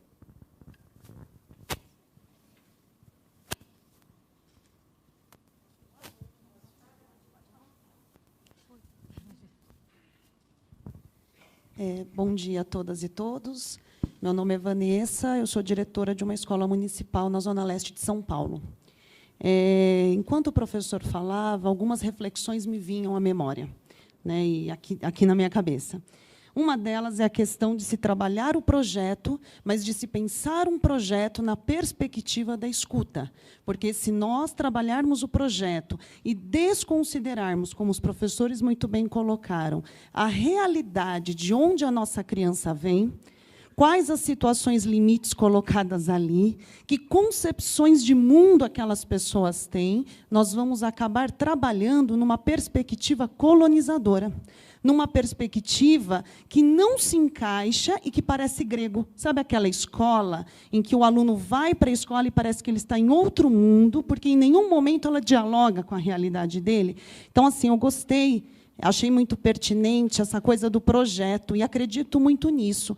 Mas, na minha cabeça, sempre penso que nós precisamos pensar nas nossas escolas, e eu estou dizendo isso porque, infelizmente, não é uma realidade na grande maioria delas, num projeto pensado na perspectiva da escuta, do protagonismo, do diálogo com a comunidade e com as demandas desta comunidade. Porque, caso contrário, nós continuaremos fazendo uma educação que não vai promover a aprendizagem, seja ela por necessidade ou dever. Muito obrigado, professora. A minha fala dialoga muito com o que a senhora está colocando, você está colocando, mas eu diria, existem objetivos gerais. Então, quando eu digo-se colaboração, eu não posso ensinar colaboração do mesmo jeito. Então, eu tenho que me perguntar, dentro dessa cultura que está aqui, pensamento lógico. Deixa eu dar um exemplo que me preocupa muito. Os textos que a criança vai ler na escola, eles são diferentes, dependendo da escola. Agora, eles não deveriam ser muito diferentes no grau de complexidade. O que está acontecendo no Brasil? A gente corre o risco de dizer, não, essas crianças, isso aqui está muito bom. Agora, aqui, onde a coisa é para valer, aqui nós vamos ter textos complexos. Então, eu concordo completamente, eu disse isso, que a pedagogia da escola, seja na escolha da temática, seja na escolha da forma de organizar, ela tem que responder à cultura da escola. Agora, ela não pode tomar uma decisão de exclusão, e que isso está muito presente. Entende? Eu quero insistir no pensamento crítico, onde as pessoas... O que está acontecendo? Tem uma ideia que aí eu chamo... eu quase acabando com os conhecimentos. Não, essa criança não precisa do conhecimento. E eu diria, ao contrário, só que eu tenho que conseguir, dentro da cultura dessa criança, as formas pelas quais ela vai sair dali tendo os 4 Cs, o pensamento crítico, a criatividade, a colaboração e a comunicação. Mas isso vai variar muito, entende? para mim é muito forte, que é a ideia do aprendizado é o que move a escola. As pedagogias é para facilitar e concretizar o aprendizado. A ênfase não está na gente, a ênfase está no estudante. E o estudante está ali para aprender. Nós, entretanto, temos que escolher bem, né? Eu posso falar de energia, não deu para falar de todos os temas ali, mas eu coloco, por exemplo, expressões artísticas, que é uma coisa importante. Eu quero sair da escola tendo uma ideia das expressões artísticas do povo brasileiro e do ser humano. Como que eu vou organizar isso? Não dá para organizar do mesmo jeito que organiza lá no Vale de Jequitinhonha, em Belo Horizonte ou no Acre. Vão ser diferentes. É só para sublinhar esses dois polos, né? Quer dizer, a cultura, sim, mas também a superação, a libertação através do conhecimento. Bom dia, sou Juliana. E, professor, eu acho que a sua fala provoca muito, né? E eu fiquei pensando que, dado que as desigualdades ela tem demarcação no território, demarcação nos corpos que habitam esses territórios, como que a educação, como um processo intencional, ela pode, de alguma forma, auxiliar, né, nessa garantia de direito de acesso, permanência e aprendizagem de todos e todas?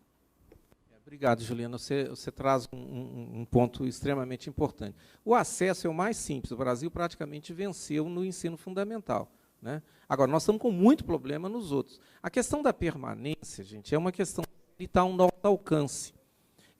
Porque a criança, 25% das crianças que começam o fundamental não chegam no médio.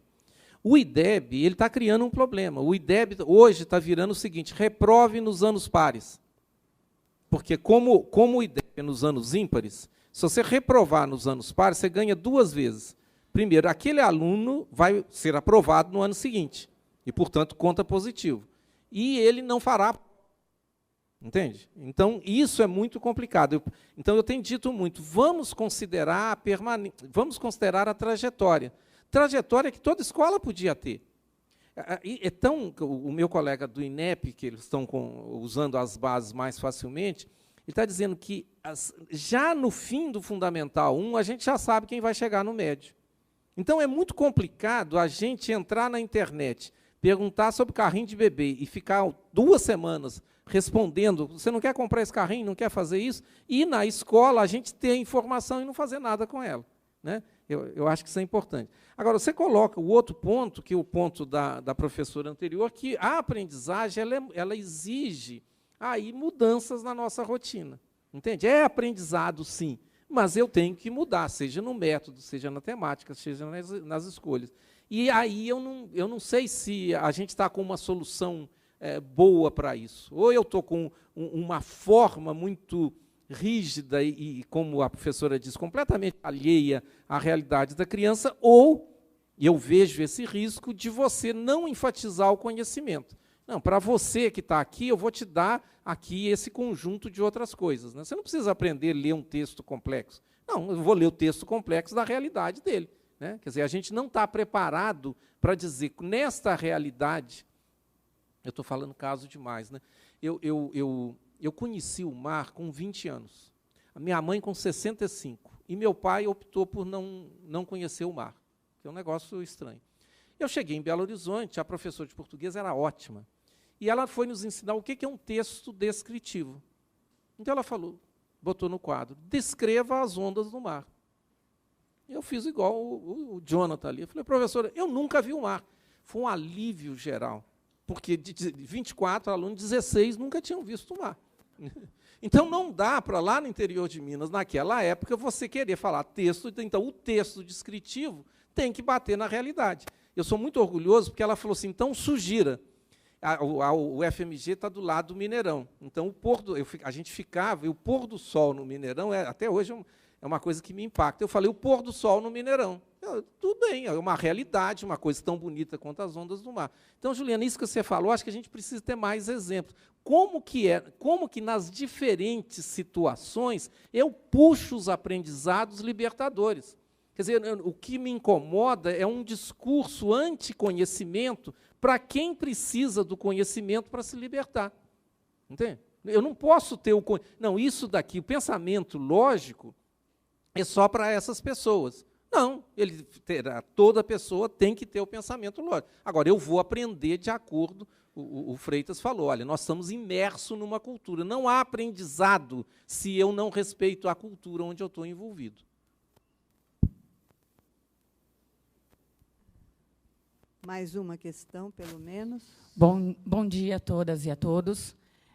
Sobre precisar de uma teoria pedagógica. Hoje, no Brasil, a gente encontra essa teoria pedagógica? Onde ela está?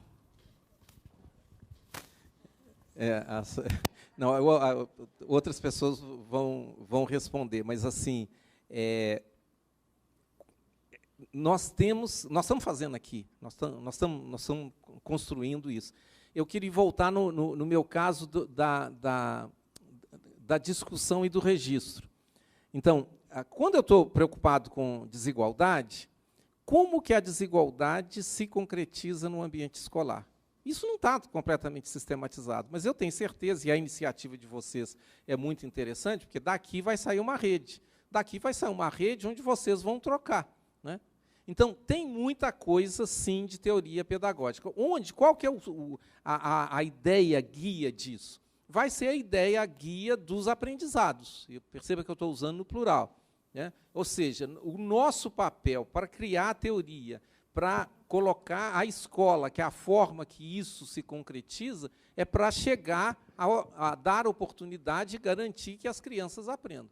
Então, professora, isso existe, mas você tem toda a razão. Nós, por exemplo, quando nos comparamos com a saúde, a gente está para trás. Quer dizer, se você pega uma pessoa da saúde e fala, eu vou te dar a chance de implementar uma boa política. Há mais facilidade de uma política boa na saúde do que na educação. Nós ainda não temos um consenso. Quer dizer, quando eu estou defendendo aprendizados, isso não é nem um pouco consenso, entende? Porque todo mundo vai entrar. Então, a teoria ela não está completamente sistematizada, mas a Bernadette pode comentar mais, mas seria um erro dizer também que a gente não tem. Mas eu te peço ajuda aí.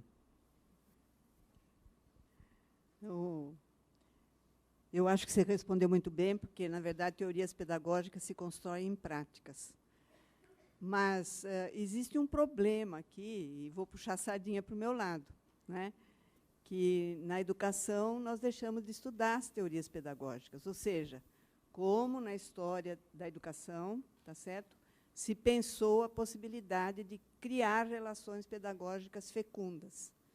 Nós estamos num momento de recriação muito intensa, em função do momento histórico que nós estamos vivendo, e uma sociedade complexa. Complexa não é um jargão, né? Não é um jargão, né? A demografia humana nos dá elementos de diversidade. Nós estamos no país com 210 milhões de habitantes, espalhados por esse território magnífico e enorme, não é? E nós temos que trabalhar com todas as crianças e adolescentes que estão aí, cada uma em seu lugar, tentando trazer uma formação que ajude a preservação da vida, a preservação da sociedade humana, né? Nesse sentido que é o nosso trabalho. Mesmo que eu ensine matemática, né? As pessoas que ensinam matemática pela matemática, elas estão prestando um desserviço, não é? Porque elas estão na perspectiva do século XIX de educação. Como nós não discutimos teorias pedagógicas, né? Nossos currículos de formação de professores não discutem teoria pedagógica, né? Nós ficamos um pouco sem muito suporte, né, para fazer uma reflexão dessas teorias em relação às nossas realidades contemporâneas e às realidades que estamos vivendo em cada escola. Mas nós temos uma tradição que não vou pegar aqui, né, mas vem lá dos gregos, né, que elaboraram teorias pedagógicas. A teoria pedagógica ela é algo bastante multidisciplinar, ela é interdisciplinar. É uma perspectiva interdisciplinar, porque envolve filosofia da educação, porque eu tenho que pensar em perspectivas, né? Envolve sociologia educacional, porque eu tenho que pensar em contexto, né? Envolve psicologia do desenvolvimento, porque eu tenho que pensar a quem ela se dedica, né? Envolve comunicação, né? Enfim, ela envolve várias áreas de conhecimento em torno da construção de uma atividade, que é uma atividade prática, uma prática social, que é uma prática cultural, né, que visa levar essas crianças, através da criação de uma ambiência de aprendizagem, a dominar os conhecimentos necessários para uma vida melhor. É para isso que nós trabalhamos, né? Mas nós discutimos pouco teoria pedagógica, mas elas estão aí, não é? E elas estão aí, e uma análise histórica dessas teorias poderia nos dar subsídio, né, para pensar o hoje. Nós estamos na educação com um pensamento muito fragmentário, né, muito deslocado de uma perspectiva que nos permita, sim, fazer um trabalho mais coerente nos 200 dias letivos, né, que é previsto para cada um preocupado com o seu conteúdinho disciplinar, não é? Sem dar sentido educacional e social para esse conteúdo. Nós teríamos que rever isto, né, tanto nas formações continuadas, como nas formações iniciais. Eu diria muito especialmente na formação inicial, né. Acho que eu teorizei muito, mas é uma perspectiva de conhecimento. Eu tenho que ter algum domínio de conhecimento para poder pensar em ter um pensamento crítico em relação a esse conhecimento e poder, daí, extrair possibilidades para as minhas práticas numa sala de aula ou numa gestão escolar, ou o que seja, né? Nós estamos administrando e dando aula por soluço. Eu sempre falo isso, é soluço, porque nós perdemos essas perspectivas sócio-históricas daquilo que é as finalidades do trabalho que eu estou fazendo, seja em matemática, seja em física, seja em química, né? Sair dessa ideia que eu estou formando em caixinha também, né? Estou formando físico, estou formando biólogo. Não, você não está formando a educação básica, você está formando pessoas, né? Claro que cuidando dos conhecimentos, né? Eu gosto muito de uma frase do Paulo Freire, se me permite, né? Um texto de 1969, e ele repete essa coisa, porque todo mundo fala assim, bom, para que a educação? Paulo tinha essa ideia de que educação é para permitir que as pessoinhas pudessem fazer uma leitura do seu mundo, e uma leitura do mundo. Isto não tem nada a ver, em Paulo Freire, com espontaneísmo, porque ele diz o seguinte: conhecimento é fundamental para a construção de leituras do mundo.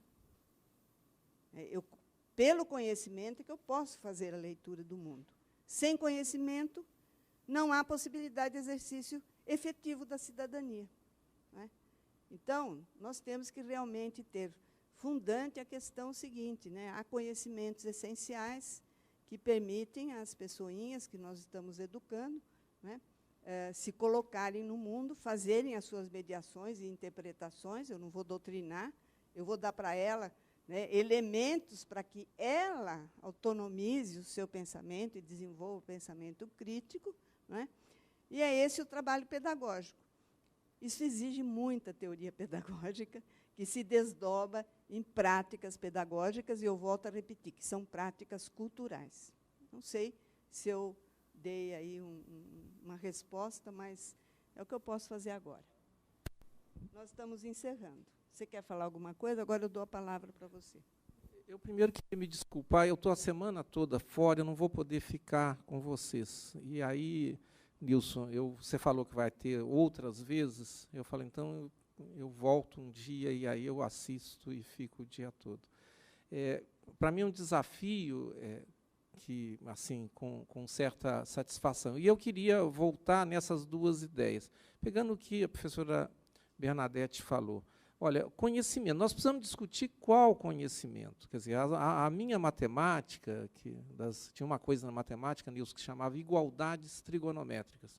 Eu era bom nisso, entende? Então, nós temos que discutir, sim, exatamente os conteúdos que eu estou distinguindo de conhecimento. A gente precisa ter isso, mas serão conhecimentos. Nós trouxemos conhecimentos novos, mas são conhecimentos. Mas não é só o conhecimento, é também a habilidade, o saber fazer, e é também as atitudes. E estas coisas fazem o projeto pedagógico. O projeto pedagógico se concretiza. Eu vou usar um projeto porque é a melhor maneira de eu dar chance àquelas crianças de aprenderem aquilo que a gente quer que ela aprenda. A Bernadette falava, olha, não é tão difícil a gente chegar à conclusão de que, ao fim e ao cabo, a criança tenha pensamento crítico, ela tenha criatividade, ela saiba colaborar e ela saiba comunicar, né, os 4 Cs que tantas pessoas dizem que são essenciais. Muito obrigado, e parece que nós temos mesmo que encerrar. Obrigada a todos.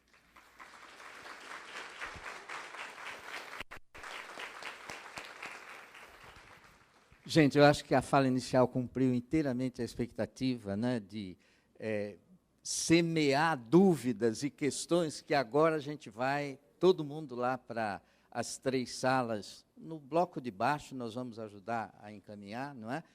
Para explicitar essas dúvidas e além dessa explicitação, formular respostas, experimentar respostas, para apresentar às 3h40 de volta aqui nesse grande espaço. Claro que a meio-dia e pouquinho, está no cronograma aí de vocês, a gente vai almoçar, depois do almoço volta para a mesma sala, e às 3h40 é que a gente volta a se reunir nesse espaço para juntar as atividades realizadas, tá bom? Vamos lá, para outra sala correndo.